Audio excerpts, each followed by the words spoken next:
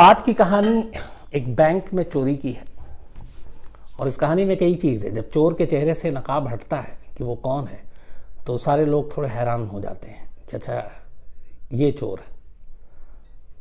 कहानी बड़ी मतलब इसको कहें कि इस पूरी बैंक में जो चोरी करनी थी फुल प्रूफ प्लानिंग के साथ थी।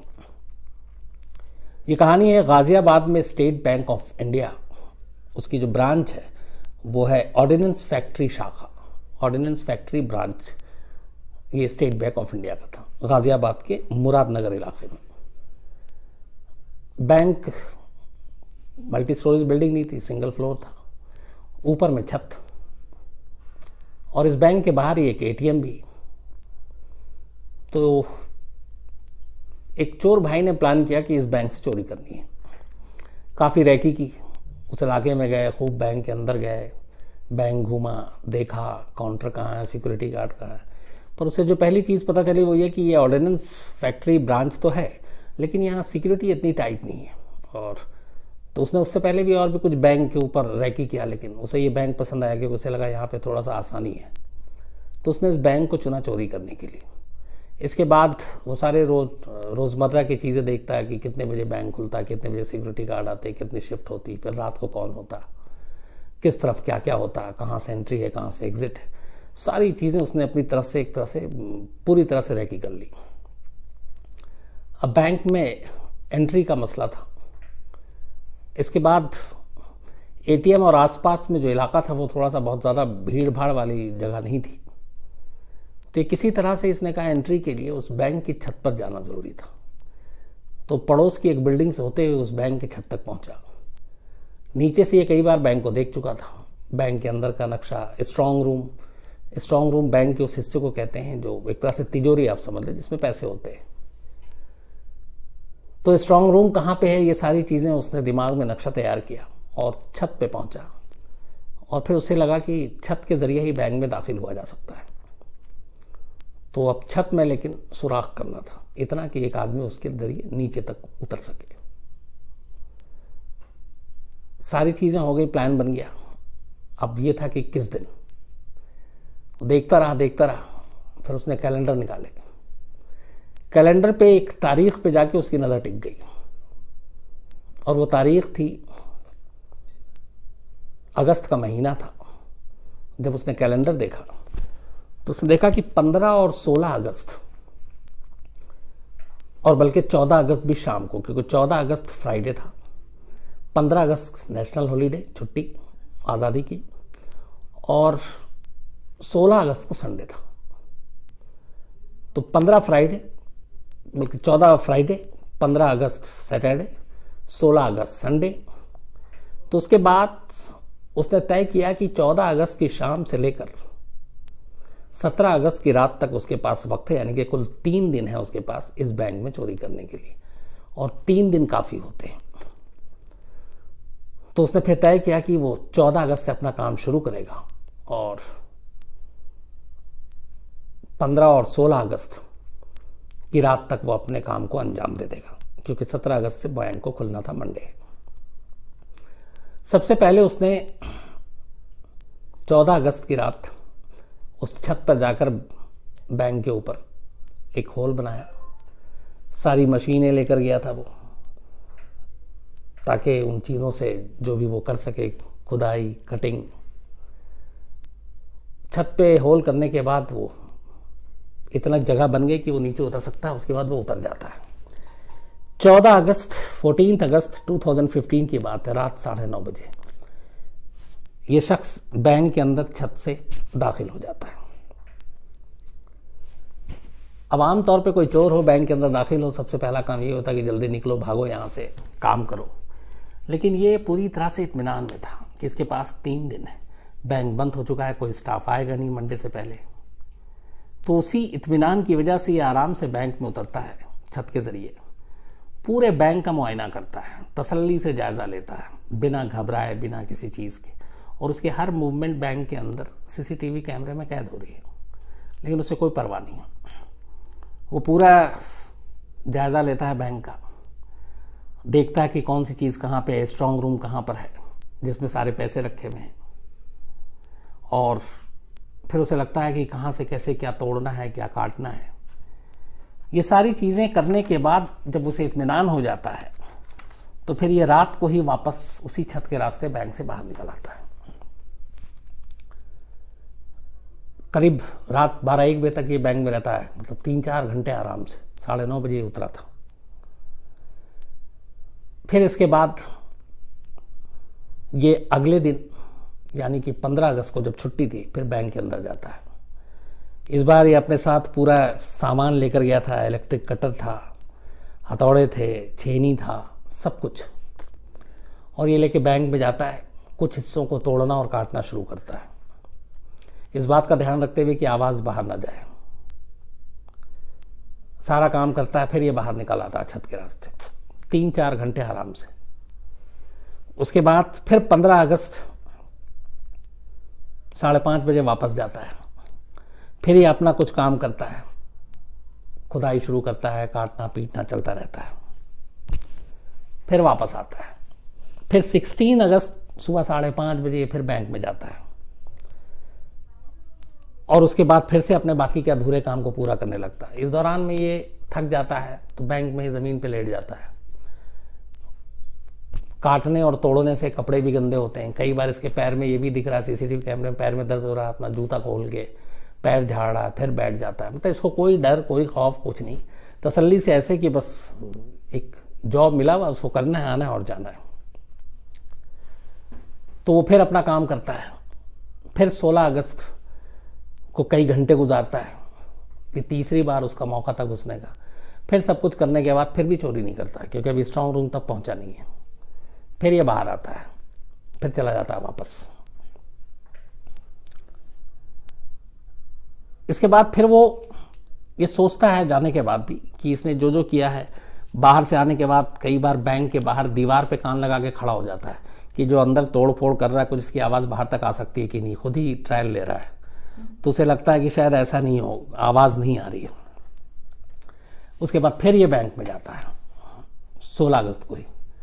फिर तसल्ली से अपना काम करता है, घूमता है, टहलता है, थक जाता है, बैठता है। बाकायदा पानी, फ्रूट्स, खाना ये लेकर जाता है। थकता है तो बीच में अपना बैठ के पानी निकालता है, पानी के बोतल निकालता है, पानी पीता है, खाना खाता है। इवन बैंक के वॉशरूम को भी यूज करता है कई बार। कपड़े तक इसके इस कोशिश में गंदे हो जाते हैं क्योंकि कटाई वटाई की इस चक्कर में सारे। और ये अपने काम में अंधाधुन लगा हुआ है। अब धीरे धीरे इसका काम लगभग अंजाम तक पहुंच चुका है। तीसरा दिन है, 16 अगस्त आ गई, 17 अगस्त को बैंक खुलना है।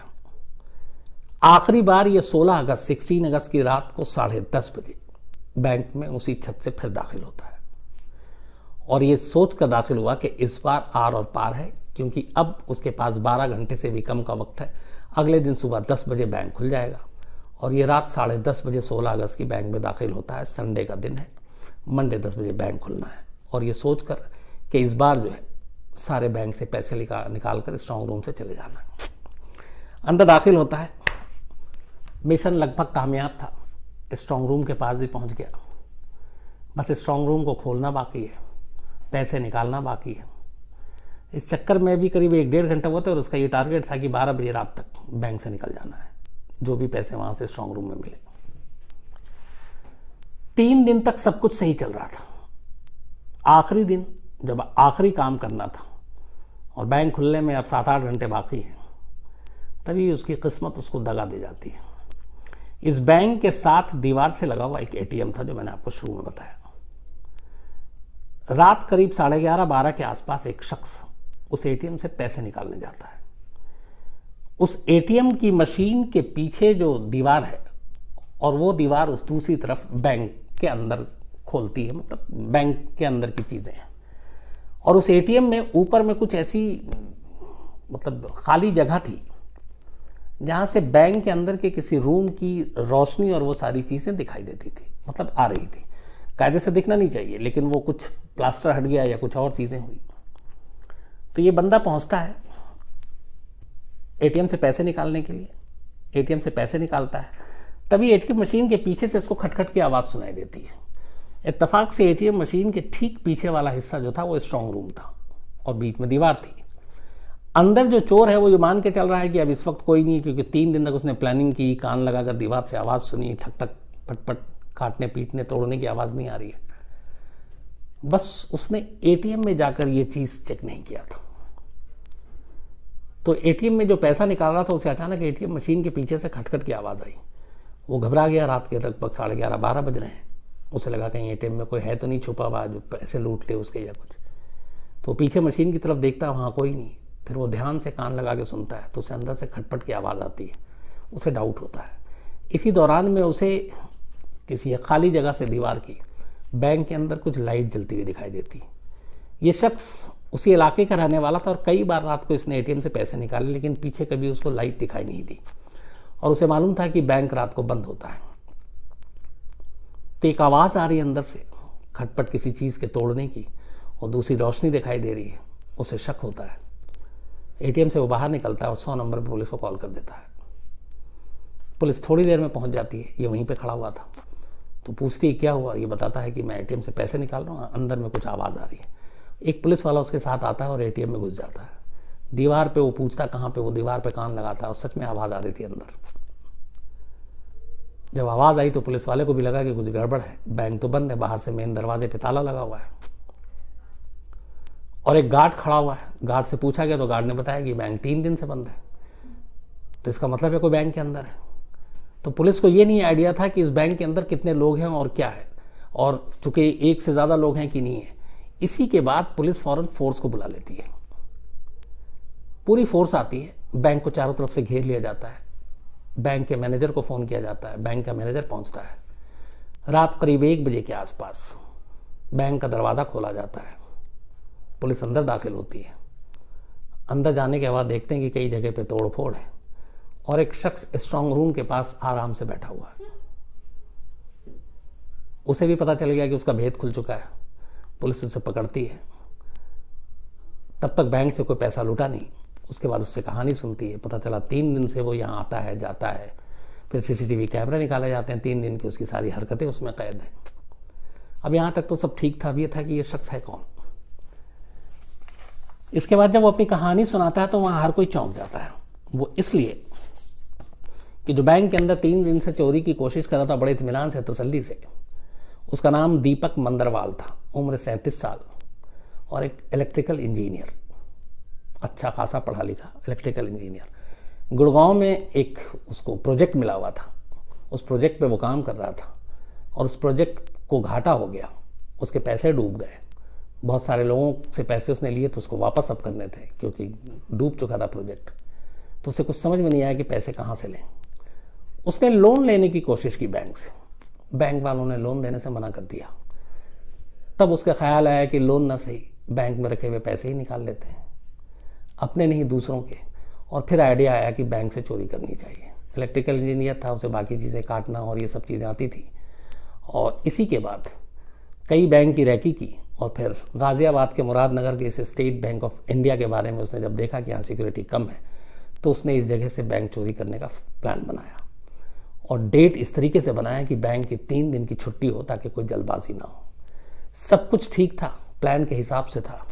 बस उस एटीएम के एक शख्स उस रात पहुंचा और अगर उस वक्त वो आवाज़ ना आ रही होती तो शायद दीपक अपने मिशन में कामयाब भी हो जाता, बैंक लूट कर जा भी चुका होता।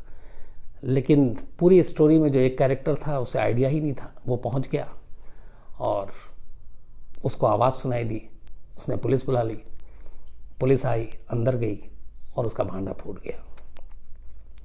तो एक नाकाम बैंक चोरी की ये कहानी थी। एक इलेक्ट्रिकल इंजीनियर जो बैंक लूटने गया था और पीछे उसकी यही उसने बताया कि मैं लोन लेना चाहता था ताकि प्रोजेक्ट का जो घाटा हुआ लोगों को उधार दे सकूं, तो मुझे किसी ने पैसे नहीं दिए तो मैंने कहा चलो बैंक में ही चोरी कर लेते हैं। चूंकि बैंक चोरी अधूरी रह गई लेकिन चोर की नीयत और सारी चीज़ें जो थी वो क्राइम के दायरे में थी, इसलिए उसको पकड़कर पुलिस ने फिर उसी धारा के हिसाब से उसे जेल भेजा। बाद में वो जमानत पे बाहर भी आ गया। फिर उस केस में अभी लेटेस्ट क्या है, चूँकि 5 साल हो गए पुराना केस, एक बार मैं अपडेट पता करने की कोशिश करूँगा फिर आपको बताऊँगा। तो ये थी कहानी एक नाकाम बैंक चोरी की, लेकिन अजीब कहानी थी। 3 दिन तक तसल्ली से एक चोर चोरी करने की कोशिश करता